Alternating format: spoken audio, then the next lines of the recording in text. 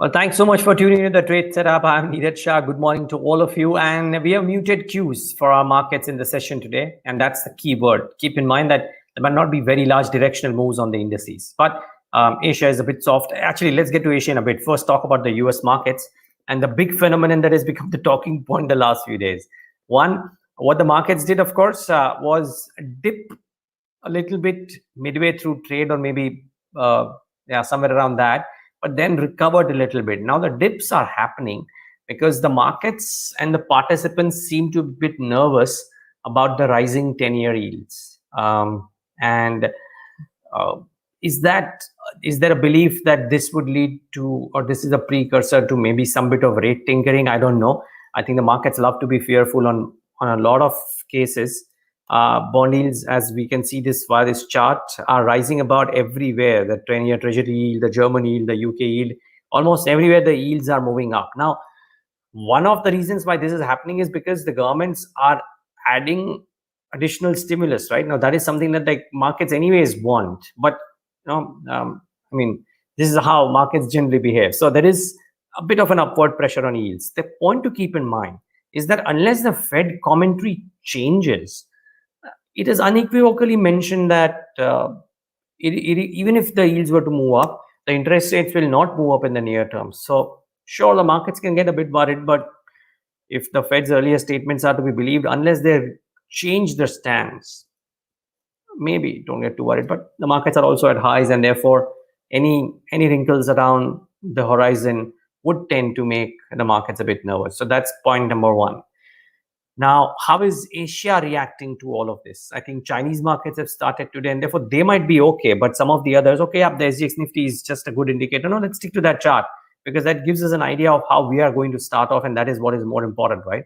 So 0.5% lower across the board, by the way. ASX, KOSPI, etc. Everything is looking soft too. But the SGX Nifty is the more important chart.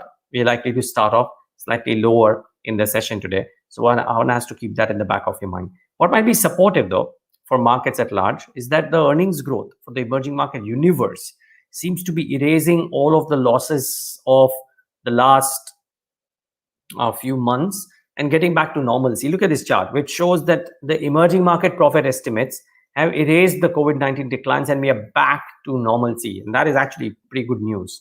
So if on the estimates at least, if not actuals, let's wait and watch if the actuals actually beat the estimates, because frankly, now that we've finished Q3 earnings season as well, you have to admit that both Q2 and Q3 have turned out to be much better than what the estimates were. However, for the near term, what is important? Well, the trade setup, I actually don't have too much to say today for the trade setup, frankly, because index took a breather yesterday. The volumes were higher than average on the NSE, and the market breadth has stayed even for the last 2 consecutive sessions. It's not been too positive also. You have to keep that at the back of your mind. And the flows as well are looking very, very non-conclusive. Foreign investors buying about 1,144 crores yesterday. DI is selling 1,500 crores. Neither number is too large to really cause either optimism or pessimism. And therefore, I don't think there is too much to take home from when it comes to the setup today. You're likely to start off lower. And at crucial supports, you might see some buying. At higher levels, you might see some selling. So that should be the order of the day. And therefore, maybe remaining stock specific would be very, very important. Keep in mind, there are 2 or 3 brokerage calls. I think CLS has come out with a note on big banks, and they believe that there is optimism there. Morgan Stanley has raised the GDP estimates for India, I think, quite convincingly. So that is the other thing. I think they also have put out a tactical call on IGL. So there are a few stocks that will react to the brokerage notes that have come out. In terms of news, IndusInd Bank, top draw. The news is that the promoter entities, IndusInd and IndusInd International Holdings, have pledged stake in the bank.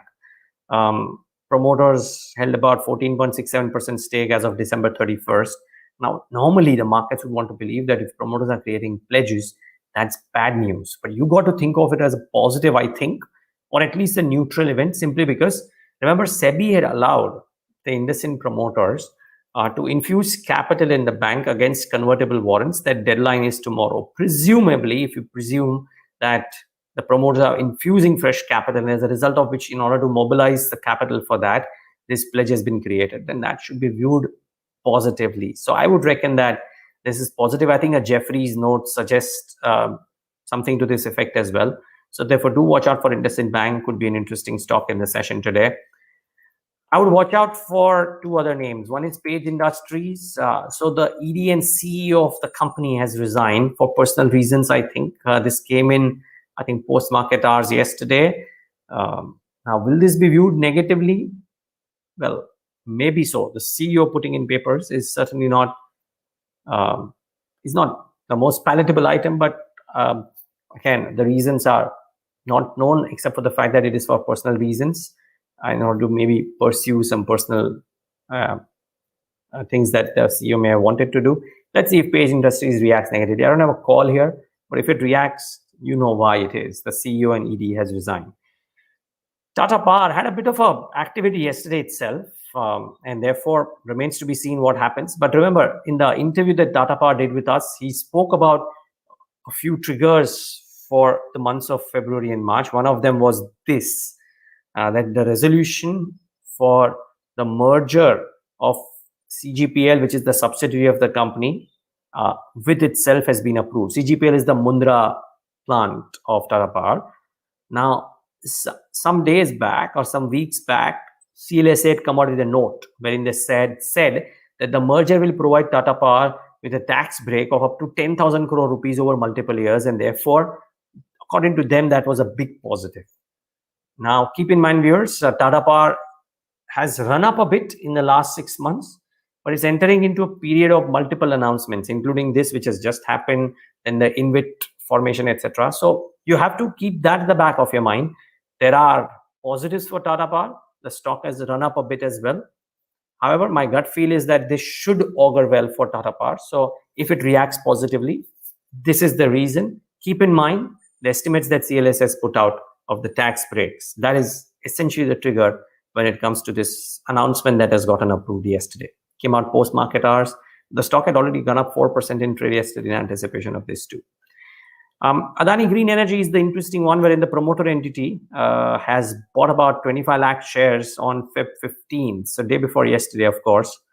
But the Adani Group stocks were abuzz yesterday. Adani Total Gas was up at nearly 500 rupees. Adani Transmission was active.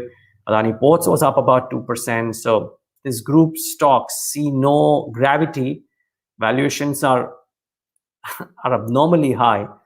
But there is buying interest from across the board for this one because of the prospects that lie ahead, presumably, for these stocks. Do watch out for Adani Green Energy. And lastly, Nestle, viewers. Now, the numbers missed estimates across line item by line item. So revenues at 3,432 crores. The estimates were 3,500 crores. EBITDA, 777 crores. The estimates were 848 crores. Margins have come in at 22.6%. The estimates were 24.2%. And the profit after tax was 483 crores. The estimate was 563 crores. So on YOY basis, the numbers are higher.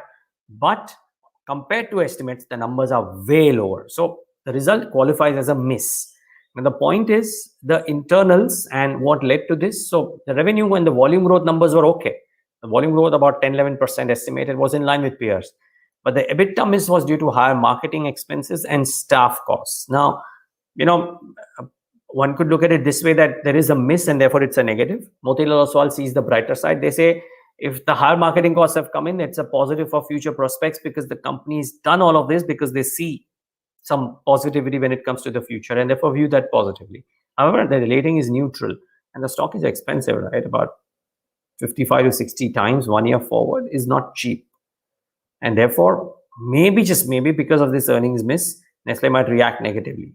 Let's wait and watch. It's not a very liquid stock compared to the other FMCG names, but important one, so watch out. And then, of course, a slew of other stocks based on the trading pattern yesterday, which moved up with some fairly high delivery volumes, include Redington, Trent, Sundaram Finance. Now, twice in the last 3 days, it comes here.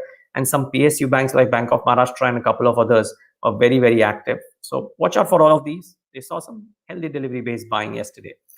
And what stood out for me, of course, was Bitcoin.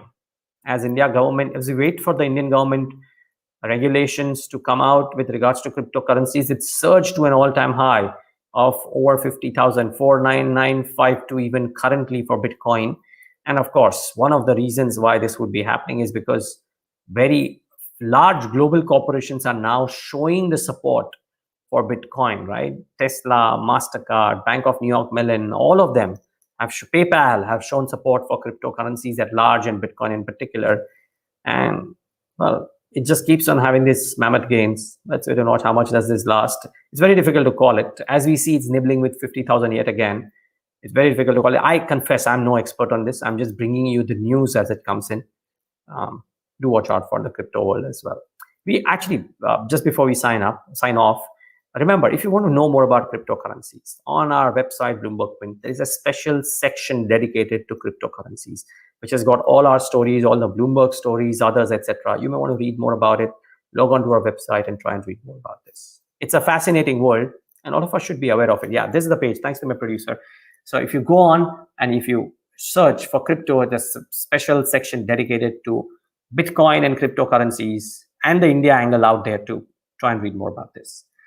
Thanks so much for tuning in, viewers, today. Have a profitable day ahead.